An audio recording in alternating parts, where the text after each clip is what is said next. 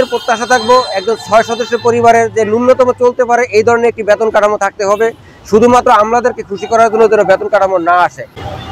বিলাল ভাই, আসসালামু আলাইকুম। ওয়ালাইকুম সালাম। আপনাদের দীর্ঘদিনের প্রত্যাশিত নবম পে কমিশন গঠন হয়েছে, এ ব্যাপারে আপনাদের প্রতিক্রিয়াটা একটু জানাবেন। ধন্যবাদ। আমরা এখানে অবস্থান করতেছি বাংলাদেশ মাধ্যমিক উচ্চ শিক্ষা কেন্দ্রীয় কর্মচারী সংগঠনের নেতৃবৃন্দ, আমার সাথে আমার সংগঠনের সভাপতি সহ বিভিন্ন স্তরের নেতৃবৃন্দ আছেন। আমরা 2018 সাল থেকে জাতীয় ভিত্তিক সংগঠনের মাধ্যমে আমরা এই পে কমিশন গঠনের জন্য আমরা দীর্ঘদিন সংগ্রাম করে যাচ্ছি। আপনারা অবগত যে 2015 সালের যে পে কমিশনটি গঠিত হয়েছিল, সেই পে কমিশনটি নিয়ে কর্মচারীদের আপত্তি ছিল, কেননা ওই পে কমিশনে কর্মচারীদের স্বার্থ সংরক্ষণ করা হয়নি। যেখানে শুধুমাত্র কর্মচারীদের সে সুবিধার কথা সেখানে প্রাধান্য দেওয়া হয়েছিল এবং কর্মচারীদের মধ্যে ব্যাপক বেতন বৈষম্য সৃষ্টি হয়েছিল। বিশেষ করে 20তম গ্রেডের ভিতরে যে বেতন এবং 1 নম্বর গ্রেডের যে বেতনের বৈষম্য, যেটা কোনো ক্রমে ভারসাম্য ছিল না এবং দীর্ঘদিন পর্যন্ত কর্মচারীদের অধিকার বঞ্চিত ছিল বিষয়ে আমরা আন্দোলন করেছি পে কমিশন গঠনের জন্য। আজকে বিভিন্ন মিডিয়ার মাধ্যমে অবহিত হলাম যে সরকার নবম পে কমিশনের গঠনের লক্ষ্যে আজকে একজন চেয়ারম্যান নিয়োগ করেছেন।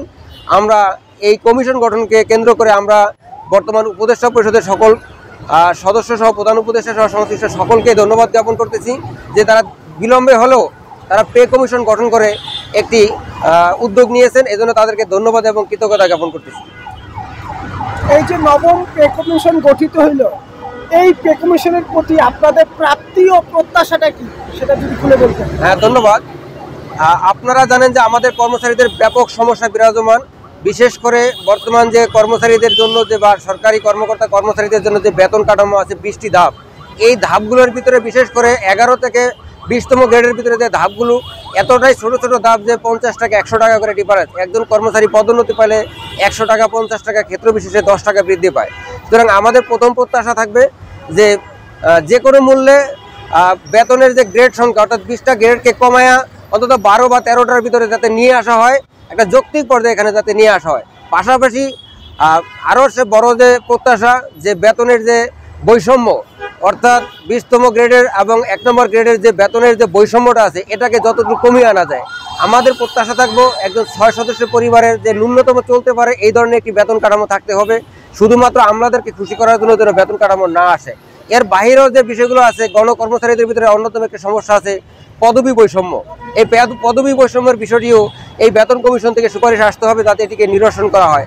এর বাইরে অন্যতম আরেকটি বড় সমস্যা হচ্ছে পেনশন কাঠামো। অর্থাৎ আজ থেকে দেখা গেছে যে 20 বছর আগের যে পেনশনের কাঠামো নির্ধারণ করা হয়েছে 1 টাকায় 230 টাকা, এটা দিয়ে বর্তমানে কোনো কর্মচারী তার পেনশন জীবনে যে টাকা প্রাপ্তি হয় তা দিয়ে তার একটি সংস্থানের একটা বাসস্থানের ব্যবস্থা হয় না। আমাদের এই দাবি আছে যে এখানে অন্তত 1 টাকায় যেন 500 টাকার মূল্যায়ন করা হয়, মূল্যবানের যে পেনশন নির্ধারণ করা হয়, এই সমস্যাগুলো আবার দেখতে হবে। পাশাপাশি 2015 সালের পে স্কেলে কর্মচারীদের প্রত্যাশিত যে টাইম স্কেলগুলোকে বিলুপ্ত করা হয়েছে, এই টাইম স্কেলগুলোকে পুনর্বহাল করতে হবে। এরকম যে ছোট ছোট সমস্যাগুলো আছে আশা করি কমিশন এই সমস্যাগুলো সমাধান করবে। তার চেয়ে সবচেয়ে গুরুত্বপূর্ণ যে আমাদের দাবিটি আছে, এই কমিশন যে কার্যক্রম শুরু করবেন অবশ্যই কার্যক্রমের নির্ধারণের ক্ষেত্রে কর্মচারী প্রতিনিধি রাখতে হবে। কেননা তারা একতরফাভাবে শুধুমাত্র অফিসারদেরকে রেখে যদি বেতন কমিশনের রিপোর্ট প্রতিবেদন প্রণয়ন করেন বা সুপারিশমালা প্রণয়ন করেন, সেখানে কখনোই কর্মচারীদের স্বার্থ সংশ্লিষ্ট বা স্বার্থ আদায় হবে না। এক্ষেত্রে অবশ্যই একজন যোগ্য কর্মচারী প্রতিনিধি কমিটিতে অন্তর্ভুক্ত করতে হবে, এ ধরনের প্রত্যাশা থাকবে। তাছাড়া আমাদের যে বিভিন্ন সংগঠন আছে, জাতীয় ভিত্তিক সংগঠনগুলোকে অবশ্যই তাদের মতামত প্রকাশের অধিকার দিতে হবে, আলোচনা করতে হবে এবং সেই আলোচনার মাধ্যমে সকল সংগঠনের আলোচনাগুলো শুনে এবং একটি যৌক্তিক প্রস্তাবনা তৈরি করবেন এবং বাস্তবায়ন করবেন। এখানে একটি আশঙ্কার কথা বলে রাখি, আমরা যেন আবারও কোনো শুভঙ্করের ফাঁকিতে না পড়ি। দেখা গেল পে কমিশন গঠন করলেন, সেই কমিশন যেন কমিশনের জায়গায় রয়ে গেল, কাগজে কলমে ঘোষণা করা হলে বাস্তবে সেগুলো বাস্তবায়ন হলো না। সুতরাং আমাদের প্রত্যাশা থাকবে যৌক্তিক সুপারিশমালা আসতে হবে এবং সেগুলো যেন দৃশ্যমান হয়, এই ধরনের প্রত্যাশা থাকবে। আমার পক্ষ থেকে আমি আপনাকে একটা প্রশ্ন করতে চাই, কেন পে কমিশন গঠনের জন্য আন্দোলন করতে হয়? এই পে কমিশন গঠন হলে সরকারের লাভ হয় না কর্মচারীদের লাভ হয় বা কার ক্ষতি হয়, এই বিষয়টা জানতে চাই। ধন্যবাদ। হ্যাঁ, ধন্যবাদ। একটা গুরুত্বপূর্ণ প্রশ্ন করেছেন। আমরা প্রজাতন্ত্রের কর্মচারী, নিয়মতান্ত্রিক উপায়ে সরকারের দায়িত্ব হলো যে কর্মচারীদের সময়ে সময়ে যে সমস্যাগুলো সৃষ্টি হবে তার জীবন ধারণের জন্য যে ধরনের বেতন কাঠামো দরকার হবে সেটা তারা পর্যবেক্ষণ করবেন, মূল্যায়ন করবেন। 2015 সালের পে কমিশনও এই ধরনের একটি সুপারিশমালা ছিল যে প্রতি 5 বছর অন্তর অন্তর একটা পে কমিশন মূল্যায়ন করবেন এবং কর্মচারীদের যৌক্তিক বেতন কাঠামো নির্ধারণ করবেন। কিন্তু দুর্ভাগ্য যে আমাদের বাংলাদেশে একটা ট্র্যাডিশন হয়ে পরিণত হয়ে গেছে যে না, আন্দোলন ছাড়া কোনো কিছুই তারা বাস্তবায়ন করতে চান না। আপনি সঠিক কথাই বলেছেন, সরকারের উচিত হলো যে কর্মচারীরা কাজ করবে, কর্মচারীদের সমস্যাগুলো সরকার অনুধাবন করে ব্যবস্থা গ্রহণ করবেন।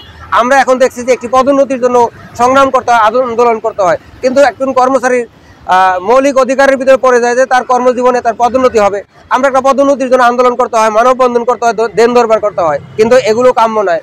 আজকে দেখা যাচ্ছে 15 সালে পে কমিশন গঠন করছে, সে 8,250 টাকার বেতন কাঠামো দিয়ে 2025 সালে এসে তার জীবন ধারণ করতে হবে। এগুলো কাঙ্ক্ষিত নয়। সুতরাং এই অনাকাঙ্ক্ষিত পরিস্থিতির কারণে এবং কি বলে যে অযৌক্তিক রাষ্ট্র কাঠামো থাকার কারণেই কিন্তু মূলত আমাদের এই আন্দোলনগুলো করতে হয়। সুতরাং সামনের দিনগুলোতে এখন যে সংস্কার কথা বলা হচ্ছে, সংস্কারে অবশ্যই একটি প্রত্যাশা থাকবে এরকম যে কর্মচারীদের দাবি দেওয়া নিয়ে যেন কখনো কোনো আন্দোলন করার প্রয়োজন না হয়, অর্থাৎ একটি নির্দিষ্ট সময় অন্তর অন্তর তার যৌক্তিক চাওয়াগুলো যেন পূরণ করা হয় এবং কর্মচারীরা তাদের শতভাগ আস্থা এবং বিশ্বাসের সাথে, নিষ্ঠার সাথে তার দায়িত্ব পালন করতে হয়। এই ধরনের প্রত্যাশা আমাদের সামনের কমিশনের প্রতি থাকবে। নবম পে কমিশন গঠনের উপর আপনার কোনো মন্তব্য থাকলে কি বলেন? ধন্যবাদ আপনাকে।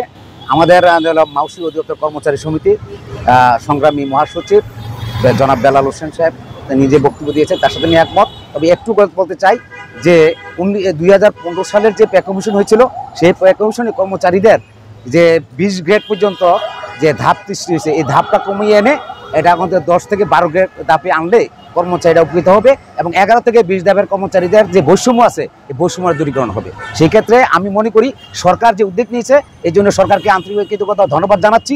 পাশাপাশি এই উদ্যোগ যাতে কার্যকর হয় সেই ব্যবস্থা গ্রহণ করার জন্য সবিনয় অনুরোধ করছি। সবাইকে ধন্যবাদ। আসসালামু আলাইকুম।